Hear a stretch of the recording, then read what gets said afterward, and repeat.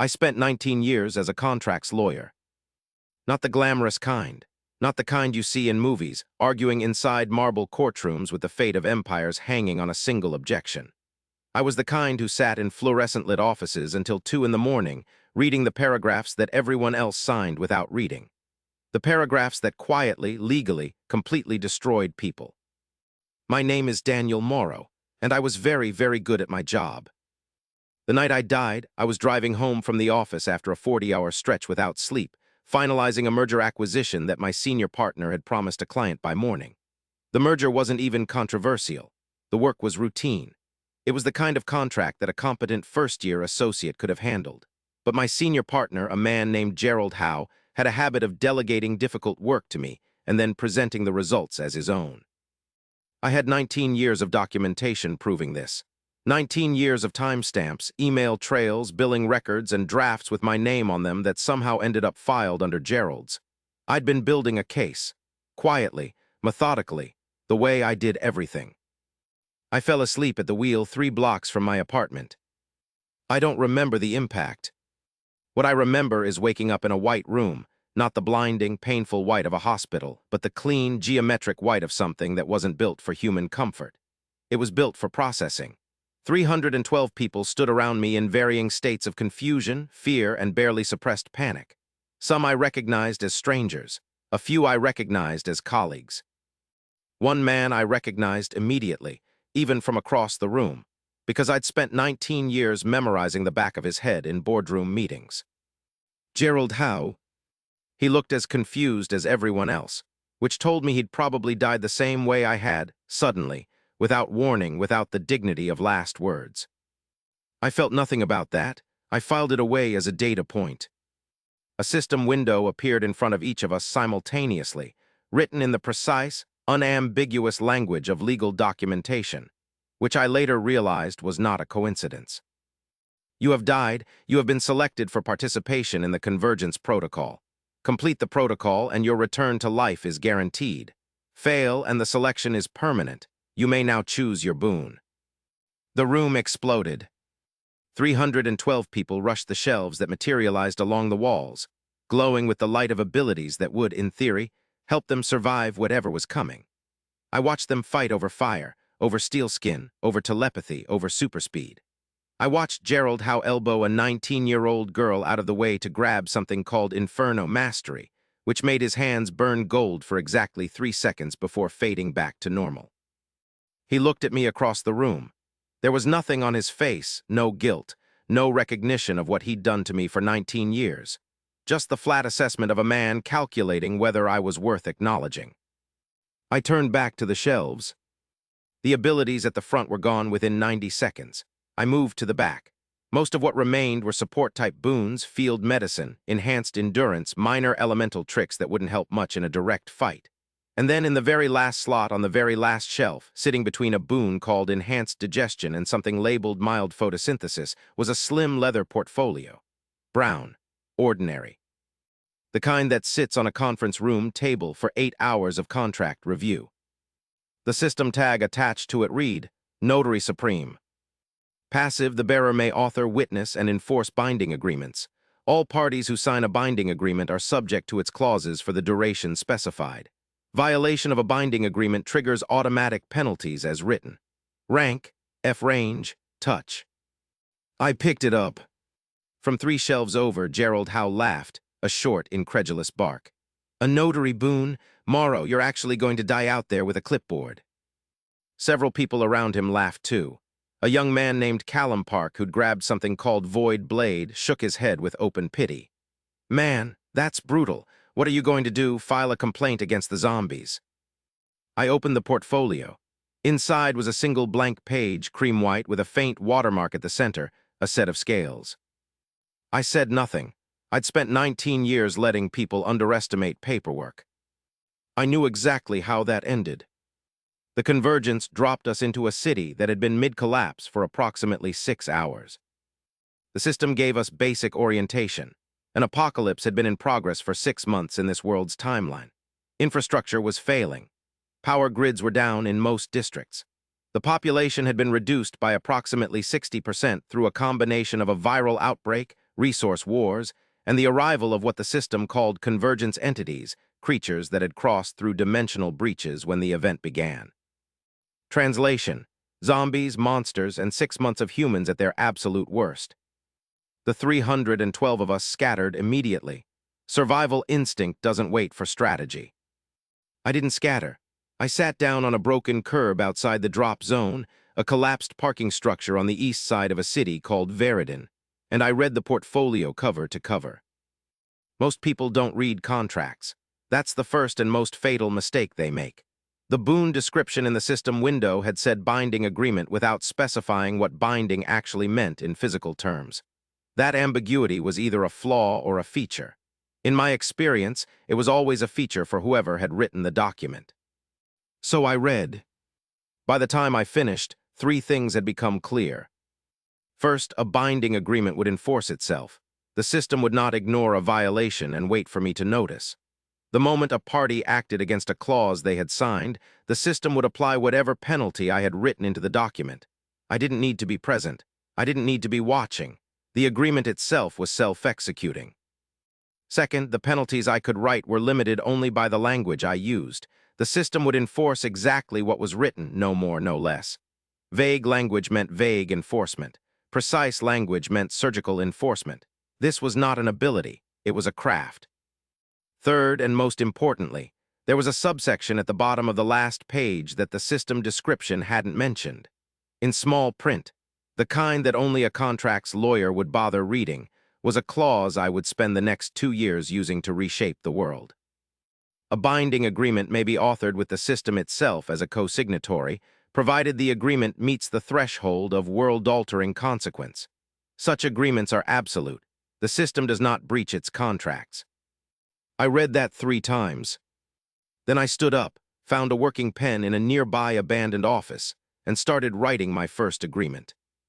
The first person I contracted with was a woman named Sira Voss. She was a former city transit engineer who'd survived the first 6 months of the apocalypse through a combination of methodical resourcefulness and the fact that she knew every underground tunnel in Veridin by memory. She found me sitting on a piece of rubble, writing in a leather portfolio, and she made the extremely reasonable assumption that I'd lost my mind. "What are you doing?" she said. She had a fire axe in one hand and the expression of someone who had stopped asking polite questions about 3 months ago. "Writing a contract," I said. "Why?" "Because I need an ally I can trust, and trust requires infrastructure." She stared at me for a long moment. "Your boon is what, exactly?" "Contracts." She absorbed this, like you write contracts in the apocalypse. "Binding agreements," I said, "which is different." "How?" "Read this." I handed her the first agreement I drafted. It was simple, 1 page, plain language, mutual terms. She would share knowledge of the tunnel network. I would provide documented legal protection that physically prevented either of us from betraying the other. I had written the enforcement clause carefully. Any party who acts against the interests of the other, as defined by the below provisions, shall find that their own body refuses to complete the intended harmful action. Duration of refusal, proportionate to severity of intended harm. Sira read it twice. This is either the most useful thing in the apocalypse or the dumbest. "Sign it and find out." She signed. She tried to test it immediately, not to hurt me, she said later, just to see if it worked, by making a very small attempt to pick my pocket. Her hand froze 6 inches from my jacket. She looked at her own hand like she'd never seen it before. "All right," she said, "I'm listening." By the end of the first week, the portfolio held 12 agreements. Sira, a field medic named Bram who'd been hiding in a hospital basement. A family of 4, parents and 2 teenagers, who had supplies but no combat ability. A retired military officer named Captain Joel Reyes, who was the most skeptical person I'd ever presented a contract to, and who signed only after 45 minutes of interrogation about every clause. She became the most important person on my team. The agreements I wrote for each of them were different, tailored. Because that was the other thing nobody had figured out about my ability. It wasn't just enforcement, it was terms. You could build anything into a contract if you understood what each party actually wanted, and you were willing to draft precisely enough to give it to them. Joel wanted command structure. I gave it to her, a clause establishing her as the designated field commander for any physical engagement, with clearly defined authority limits, and a provision that prevented me from undermining her decisions in the field. In exchange, she committed her military expertise to the group's defense indefinitely. Bram wanted supply security. I built him a guaranteed ration structure that couldn't be revoked without his consent, along with a clause preventing any party from sequestering medical supplies without documented justification. The teenagers' twins named Pip and Rook wanted to be treated as adults with agency. I wrote it in, explicitly. Every clause that applied to adults applied to them. You give people the thing they actually need, instead of the thing that's convenient for you, and they will build your walls with their bare hands. Gerald Howe showed up at the end of week 2. He was leading 11 people by then, which was impressive in its own way. Gerald had always known how to get people to work for him. The trouble was he'd never understood the difference between for him and with him. He came to offer me a deal, his words. Daniel, he spread his hands like he was making an opening statement. I know we didn't have the smoothest working relationship, but you were the best contracts man I ever met, and I've got 11 able bodies. You've got 12. Together, that's 23, enough to hold a district. I said, I remember the Halcyon merger, Gerald. He paused. That was years ago. I documented it. I have timestamps. If we ever get back to a world with courts, I have 19 years of documentation that will cost you everything you own. The smile he was wearing got very thin. Daniel. I'll make you a deal, I said. One agreement, simple terms. I slid a page across the table. He picked it up. The terms were straightforward. Gerald's group would merge into the compact under Joel's field command. Gerald would be given an administrative role. Gerald would receive the same supply security as every other compact member. The clause he almost didn't read, 4th paragraph, 2nd sentence, standard subordinate clause, specified that as a condition of the agreement, Gerald Howe permanently surrendered any claim to leadership of the group, and any attempt to seize authority without consensus would result in his Boon being suspended for 30 days per attempt. He didn't read the 4th paragraph. He never read past the first page. He signed.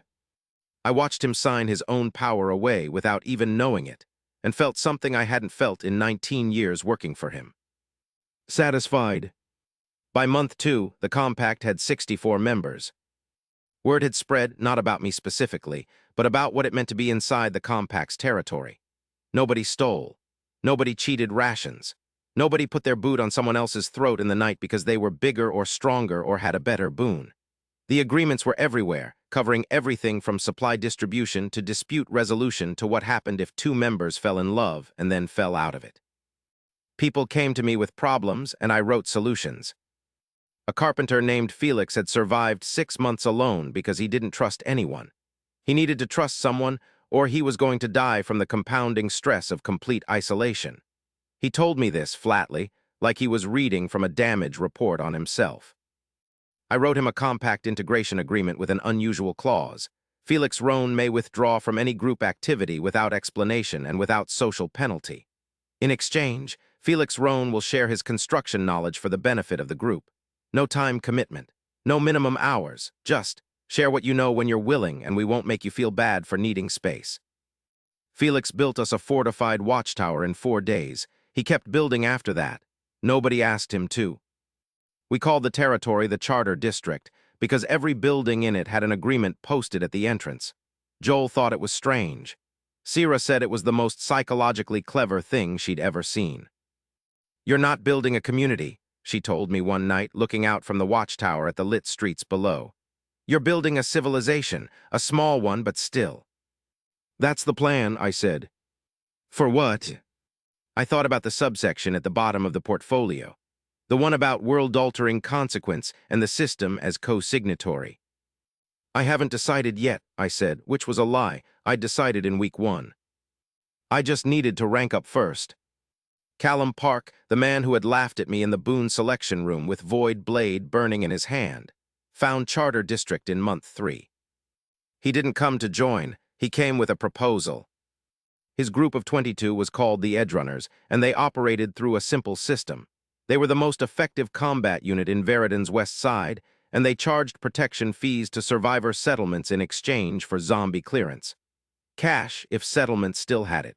More often, supplies or labor. Callum himself was genuinely good at what he did. The Void Blade Boon gave him the ability to project a cutting edge from any object he held: a pen, a ruler, a toothbrush, with the force and sharpness of an industrial blade. He was fast, ruthless, and tactically sharp in a way that pure combat boons often weren't. He sat across from me at the Charter District's council table and outlined his proposal with the confidence of someone who had never needed to negotiate before, because his arguments had always come with sharp edges attached. "You've got a well-organized setup here," he said. "Impressive, honestly. I laughed at you in that room, and I'll admit I was wrong about the ability. But here's the reality. Charter District has 64 people and growing infrastructure and 0 offensive capability. My 22 have the offensive capability of a small army and 0 organizational infrastructure. Those two things together make something neither of us can build alone." It was a reasonable argument. More than reasonable, it was correct. "What are your terms?" I said. "Equal leadership. I run combat operations. You run administration. Decisions that affect the whole group get split down the middle." I said, "I'll draw up an agreement." He blinked. "You can just say yes, I don't need a contract." "Everyone says that," I said, "right up until they need it." He shrugged. "Fine, I'll sign." The agreement took me 2 hours to draft. Not because the terms were complex, they weren't, but because Callum had said something in passing during our meeting that I needed to address in the document's foundation before anything else. He'd said, "Decisions that affect the whole group get split down the middle." The word split was doing a lot of work in that sentence. It implied equal veto power, which in practice meant deadlock every time we disagreed. And we would disagree. Two people with fundamentally different worldviews always do. I wrote a different structure. A 3-stage resolution system: consultation, mediation, binding arbitration by a neutral third party drawn from compact membership by lottery. Neither of us had a veto. Both of us had a voice. The group had the final say. Callum read the draft. He read it slowly, which told me he was smarter than he'd let on. "This limits my authority," he said. "It limits both of our authorities," I said. "In exchange, it makes the decisions we do make unbreakable, because they come through a process that 64 people have already agreed to honor." He was quiet for a moment. "You really thought about this?" "For 19 years, I said. He signed. The first time someone tried to break a compact agreement, it was one of Callum's former edgerunners, a man named Das who'd never fully accepted that his old protection fee business model was over. Das cornered a compact member in a supply corridor and demanded a private arrangement, extra rations off the books, or he'd make life uncomfortable. He didn't get to finish the sentence. The enforcement clause I'd written into Callum's integration agreement covered all edgerunner members. Any member who uses coercion, threat, or force against a fellow compact signatory shall lose access to their own boon for a period of 7 days, and shall be subject to review by the Compact Council. Das's boon enhanced grip strength shut off mid-sentence. He felt it go. Everyone nearby felt the system chime. He stood there with his hand extended, suddenly ordinary, and every single person in that corridor staring at him. He left Charter District by nightfall. He didn't ask to come back. Word of what happened spread faster than I expected, not just inside the compact, outside it too. Because there was something about watching an ability simply turn off, because of a document, because of language on paper, that hit people somewhere deeper than violence ever could. Violence, they'd all seen plenty of. They'd built entire psychological architectures around managing their fear of it. They had no architecture for this. His name was Konstantin Vrel. In the first 6 months before our arrival, he had been a district police commander. When the convergence hit and the city started falling apart, he had done what a certain kind of strong-willed, hierarchically minded man always does when legitimate authority collapses. He built his own. The Iron Wardens occupied Veridon's northern districts, 11 square miles of the most defensible urban terrain in the city, including the water treatment plant, the main food distribution warehouse, and the only fully functional hospital. Konstantin ran it like a feudal state. Those with combat boons served as wardens, those without served as workers. The workers received protection and basic rations in exchange for labor. The wardens received privilege in exchange for enforcement. He was not evil. That was the important thing to understand about Konstantin Vrel. He was not a villain in the way that stories usually need their antagonists to be. He was a man who genuinely believed that what he'd built was the best possible outcome for the people in it, and he was not entirely wrong. He was wrong about one thing. He believed that the hierarchy he'd created was the only way to maintain order. He'd never met a contracts lawyer. Konstantin's first contact with Charter District was a letter, delivered by a warden carrying a white flag, in the tradition of someone who'd watched too many historical dramas but wasn't entirely without irony. The letter outlined a cooperation proposal. The wardens would provide Charter District with access to the water treatment plant's output at a cost of 30% of our agricultural production. In exchange, the wardens would not consider Charter District a rival power. That last sentence was doing a lot of work. Joel read the letter, then looked at me. That's a tribute demand wrapped in corporate language. Yes, I said, he's good. He's threatening us. He's testing us, I said. There's a difference. I wrote a response. In it, I thanked Konstantin for his proposal and counteroffered a mutual non-aggression agreement with water access and agricultural surplus shared according to a formula based on population and need, rather than fixed percentages. I attached a draft agreement for his review. The warden carrying the response read the cover letter over his commander's shoulder and said, "Sir, they sent a contract." Konstantin stared at it. "I know what it is." "What do you want to do?" He was quiet for a moment. "I want to meet this Daniel Morrow." He came to Charter District with 8 wardens and the energy of a man who had never, in his life, walked into a room he didn't intend to control. I had coffee ready. Real coffee. Compact Traders had found a sealed warehouse of it 3 weeks prior. I'd made sure the meeting room smelled like the thing that, more than almost anything else, reminded people of a world that still had rules. Konstantin sat down. He looked at the portfolio in my hands. He looked at me. "You're the notary," he said. "I prefer architect," I said, "but yes." "Your letter said you wanted a partnership." "I want a binding agreement between our territories," I said, "which is a specific kind of partnership." "And if I say no?" "Then nothing happens," I said. "We're not strong enough to threaten you militarily, and you know it, but you wouldn't have come here if nothing happens was your preferred outcome." He studied me. Konstantin Vrel had the eyes of a man who had spent his entire career reading people, and the slight narrowing around them told me he hadn't decided whether I was brilliant or simply fortunate. "What exactly does a binding agreement mean?" he said, mechanically. I explained it. He listened without interrupting, which was more discipline than most people showed. When I finished, he said, "So you're telling me that if I sign a document promising not to attack you, my own Boon will physically prevent me from doing it?" "Yes." "And you'd be in the same position?" "Yes." "Why would I give up that kind of freedom?" "Because freedom without trust is just loneliness with better weapons," I said. "You have 11 square miles, you have water and medicine. You don't have enough people to run all of it at full efficiency, and you know it because you've been running it at 60% capacity since month 4 and the gaps are getting worse. You need allies you can actually rely on. Not subordinates, allies." The room was very quiet. "You researched my operational capacity," he said. "I research everything before I draft a document," I said. "It's in my nature." He reached across the table and picked up the draft agreement. He read it for 11 minutes without speaking. I counted. "Third clause," he said. "You've written that disputes are resolved by a council drawn from both territories." "Yes." "That limits my unilateral authority over my own people." "Only in disputes with compact members," I said. "Internal warden matters stay internal." Fourth clause, water distribution formula based on population. "Yes." "That will disadvantage the wardens as your population grows." "The formula adjusts every quarter," I said, "and the adjustment mechanism is right there in the subsection." He found the subsection. "Read it." "You want this to scale," he said slowly. "You're not building a deal between 2 groups. You're building a system that can absorb more groups." "Yes," I said.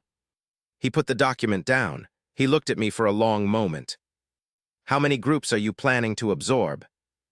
All of them, I said, eventually.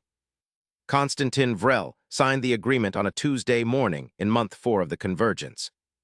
He was the single most important signature I ever obtained, and not because of his territory or his resources. It was because Konstantin was the kind of man other people followed. When word got out that the Iron Warden had signed with the compact, that he had looked at what I was building and decided it was worth trusting, 12 smaller factions sent representatives to Charter District within the next 2 weeks. Gerald Howe, in his administrative role, processed the new member intake forms. He didn't complain about it. The agreement he'd signed didn't technically prevent him from complaining, but there was a psychological shift that happened to people who had signed away their ability to seize power without realizing it. Something quiet and deflating. He processed the forms, he did it well, he had always been competent. He just wasn't in charge. Month 7.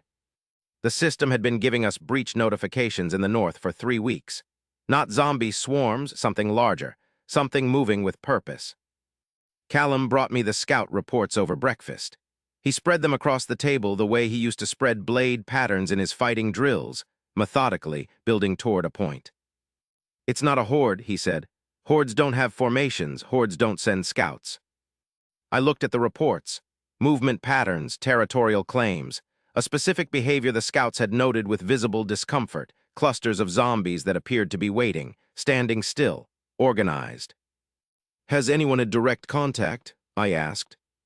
2 scouts from the Warden Border Patrol, Joel said. They reported the lead entity, whatever it is, stopped moving when it saw them, looked at them, then turned around and left. That's not zombie behavior, Sierra said.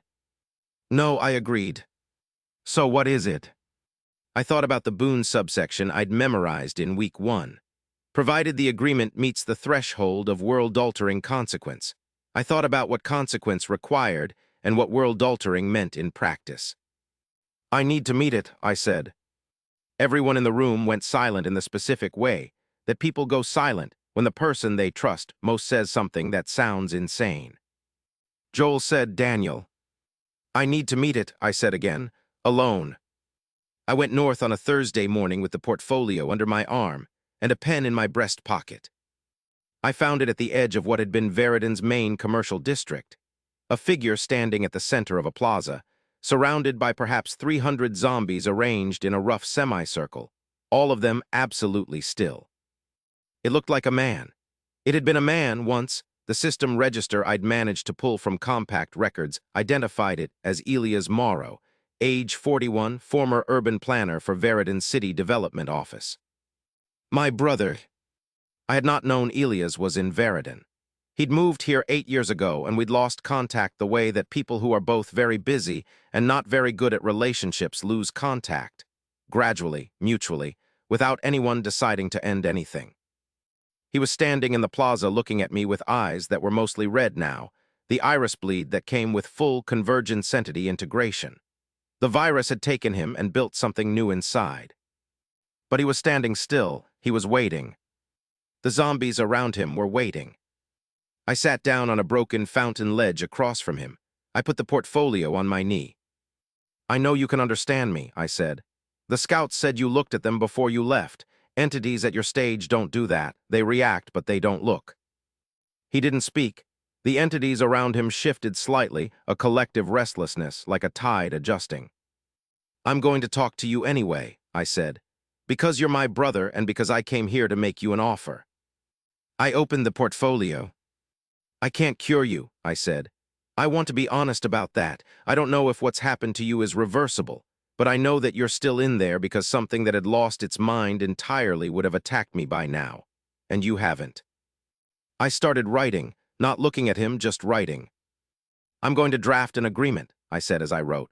Between you and the compact, the terms are simple. Your territory, the North Districts, whatever you've been protecting, stays yours. We won't send people into it without notification. In exchange, your entities won't push south. We share the breach points, the places where new entities are crossing in because fighting them apart is going to get everyone killed. I finished the draft. I slid it across the cracked fountain basin toward him. He looked at it for a long time. Then he picked it up. The entities around him made a sound I'd never heard before, not aggression, something else. Something that made me think of the sound a room of people makes when something unexpected happens, and no one is sure yet if it's good or bad. He read it. I watched him read it. His eyes moved across the page with the slow, deliberate focus of someone fighting for comprehension through a medium that wasn't designed for them anymore. When he reached the last clause, he stopped. I'd written it specifically for him. This agreement acknowledges that the entity known as Elias Morrow retains personhood under the Compact's legal framework, regardless of biological classification. His rights as a person are binding on all Compact signatories. He looked up at me. I held out the pen. It took him 30 seconds to get his hand around it. The coordination wasn't easy anymore. But he signed. A shaky, half-recognizable version of the signature I remembered from birthday cards sent years ago when we still did that. The system chimed. Binding agreement executed. Parties, Daniel Morrow, Compact and Entity Classification, Convergence Sovereign, ELIAS Morrow. Agreement threshold, world-altering consequence confirmed. System co-signatory status, active. The entities behind my brother didn't attack, that day or any day after. They held the northern breaches. Month 11. The system announced it 3 days before it happened. Phase 3 of the Convergence Protocol. A primary breach event will open in Veridan's Central District in 72 hours. Scale, categorical. All surviving factions should prepare accordingly. Categorical meant city ending. Categorical meant the kind of entity that had destroyed other cities entirely in the months before our arrival. The system's damage projections, when I found them buried in a status update, suggested that without coordinated defense, Veridan had approximately a 6% survival rate. I called a summit. Every faction that had signed with the Compact attended. Konstantin Vrel came personally, his 12 Warden Honor Guard positioned outside the conference hall. 3 other warlords I'd spent months negotiating agreements with came with their leadership teams. 16 smaller settlement leaders were there via radio relay. And in a specific arrangement I'd negotiated 2 weeks prior, Elias attended, standing at the far end of the room, with 2 of his steadiest entities at his sides, and the rest of the Northern Compact observing via radio. I stood at the front of the room and said, "The primary breach is going to open in Veridan's Central Plaza in 68 hours. No single faction can survive it. Our models suggest that even full coordination gives us approximately a 43% survival rate, which is better than 6, but not good enough." The room was quiet, the kind of quiet that means everyone is doing math and not liking the answers. "I have a proposal," I said. I opened the portfolio. I've drafted a sovereign charter, a binding agreement of a type that has never been executed before. A compact with the system itself as co-signatory. The terms: every faction in this room commits total combat resources to a coordinated defense of the Central Plaza breach point under a single unified command structure for the duration of the breach event. No holdbacks, no private reserves. Every boon, every soldier, every piece of equipment committed to the breach. "That leaves our home territories defenseless," one of the warlords said. A woman named Jira, who ran the South Riverside camps. "Yes," I said, "that's the sacrifice the terms require." "And what happens if someone doesn't show up? What happens if someone pulls their people back to protect their own territory once the breach opens?" I said, "That's what the Sovereign Charter Clause covers. A compact at this scale, countersigned by the system, is not optional. Any party who signs and then pulls back will have their boon suspended for the duration. Any party who refuses to sign will find that the system does not recognize their territorial claims after the breach event, regardless of outcome." The room erupted. I let it run for 3 minutes, long enough for people to exhaust their initial objections and start actually thinking. Then Konstantin Vrel stood up. The room went quiet. Konstantin had that effect. "I'm signing," he said, "because I know what Morrow's agreements have done for this city, and because 6% is not a number I'm willing to accept when 43 is on the table." He looked at me. "Who's commanding the unified force?" "Captain Reyes," I said. "Field command is not my domain. I'll be at the breach point for a different reason." Everyone turned to look at Joel, who had been standing at the back of the room with her arms crossed. She nodded once, with the expression of someone who had already been planning the defense strategy for 48 hours. One by one, the faction leaders came to the table. Gerald Howe was the last one in the room. He stood across from me, looking at the portfolio, and said, "You planned this from the beginning, didn't you?" "Not the specifics," I said. "But this, the compact, the agreements, this end result." He shook his head slowly. "You always said the fine print was where the real deal happened." "You never listened," I said. He picked up the pen. "I'm listening now," he said. He signed. The breach opened at 3:14 a.m. on a Wednesday. I was standing at the edge of the central plaza when it happened, a vertical tier in the air 40 meters tall and widening, the kind of dimensional wound that doesn't close on its own. Things were coming through it. Large things, the kind of things that ended cities. Behind me, Joel's unified force was already in position. Callum's edgerunners on the flanks, Constantine's wardens forming the front line, Elias entities at the southern perimeter holding the civilian evacuation corridors. The first wave hit. I won't describe the battle in detail. Joel's account, which she wrote out afterward and I still have in the archive, does it more justice than I could. What I will describe is what I was doing while it happened. I was writing. The Sovereign Charter clause I'd withheld from the summit, the one I hadn't mentioned because explaining it would have taken longer than they had patience for, was the system co-signatory provision. What it meant in practice. With the system's seal on the charter, I could author new clauses in real time, and they would take effect immediately for all signatories, without requiring new signatures. I used it. When the eastern flank started folding under the pressure of a convergence entity that Callum's void blade couldn't cut fast enough, I wrote a clause. Callum Park may temporarily extend void blade range to 30 meters for the duration of the eastern breach pressure. The system chimed, Callum's blade extended, the entity fell. When the warden frontline needed to hold a position they were physically unable to hold without relief, I wrote a clause. Constantin Vrel and all warden signatories receive a 40% endurance enhancement for the duration of the breach event. The system chimed, they held. I wrote 11 clauses over 4 hours, each one precise, each one calibrated to what was needed, not what was wanted. No clause gave anyone an ability they couldn't already use. The Sovereign Charter had limits, and I understood them. But every clause pushed existing abilities to their documented maximum and held them there. At 7:28 a.m., the breach closed. Not because we destroyed everything that came through, we hadn't. It closed because the compact had held the line long enough for the system's own repair mechanism to activate. The Charter had bought the time. The people had done the rest. The plaza looked like the site of a battle. It was the site of a battle, but the city was standing. I sat down on a piece of rubble and wrote one final clause in the portfolio. The convergence protocol is concluded. All surviving signatories of the Veridan Sovereign Charter are hereby recognized as permanent legal residents of this world, with full rights under the framework established by the Compact. The system acknowledges receipt of this conclusion. The system didn't chime this time. The sky did something instead. A sound like paper turning, enormous and everywhere, and then a light, not dramatic, not blinding, just a slow brightening. The way dawn comes when you've been awake all night, and you're too tired to find it beautiful, but you find it beautiful anyway. We went back. Not all of us. Some had been here long enough that back no longer meant what it used to. But the system kept its word, the way a contract keeps its word when it's been properly written, and the people who wanted to return, returned. I woke up in a hospital room. The accident apparently had not been fatal or had become unfatal, which is a distinction I decided not to think about too carefully. There was a nurse. There was a window. There was the muffled, ordinary sound of a city that had no idea what cities were capable of being. The portfolio was in my lap.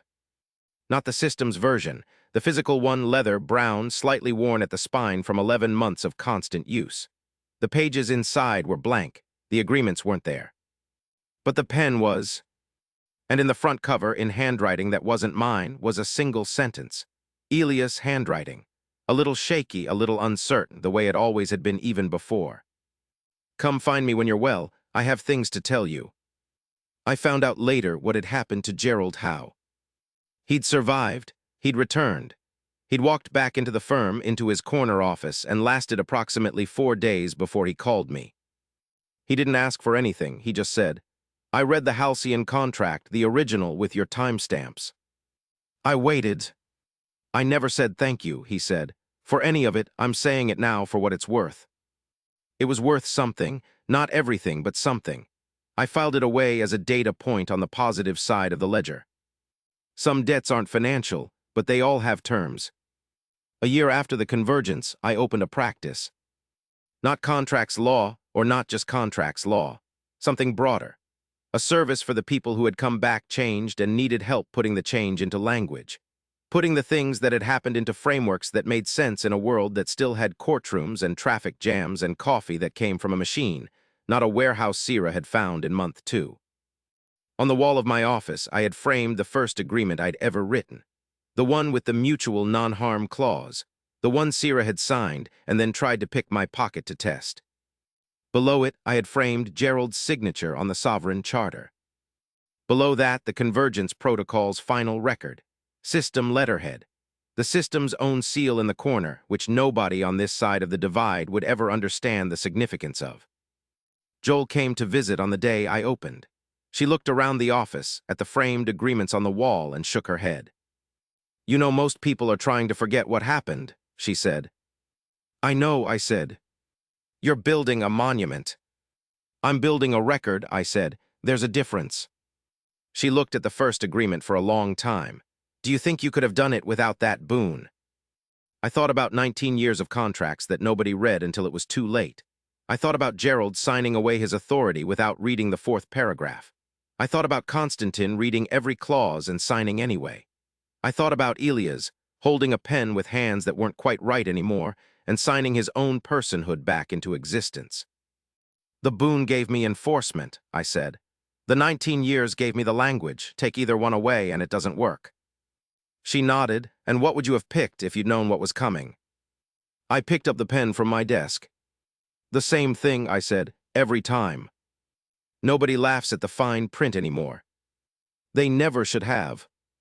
That's the full story of the man who picked a legal pad in a room full of swords and rewrote the rules of the apocalypse one clause at a time. If you want to see what happens when the compact faces its first challenge from inside, when someone figures out that a binding agreement can be honored technically while being violated in spirit, that chapter is coming next. Make sure you're subscribed. The fine print always has